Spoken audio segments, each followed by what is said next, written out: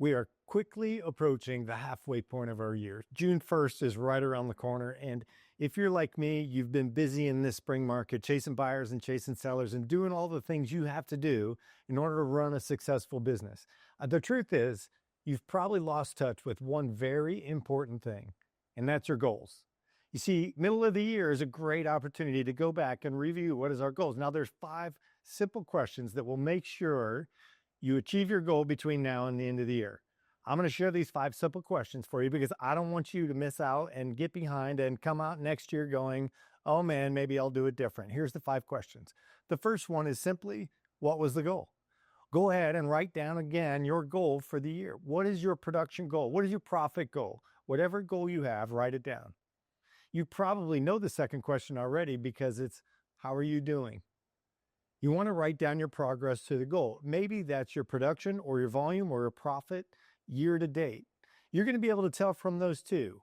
Are you on track? Which leads us to the third question, because it doesn't matter if you are on track or not on track. The next question is, what activities led to your results? And this is a hard one to define because you'll get lost in saying, oh, well, I did this and I did this. But the truth is, there's only a couple of activities. There's probably 4 activities actually that you actually did that helped you achieve that goal. They may start with lead generation. So write down all of the specific activities that you did that led to the realization of your progress. Now, the third question comes a little bit trickier because it's what do I need to do? Based on the activities that you've already achieved, if you're behind on your goal, you want to look forward. In fact, you probably already know intuitively, I need to do X.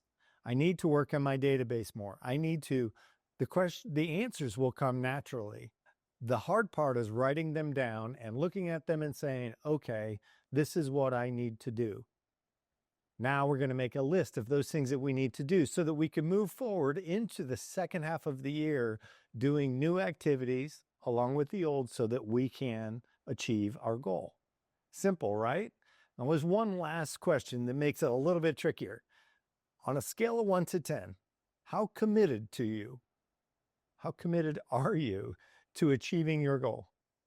How committed on a scale of 1 to 10? If you can't mark that a 10, go back through the list and decide what are the activities that you need to do that you're just refusing to do.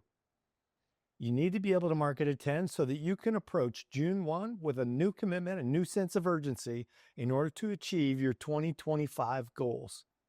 This will ensure that you make it.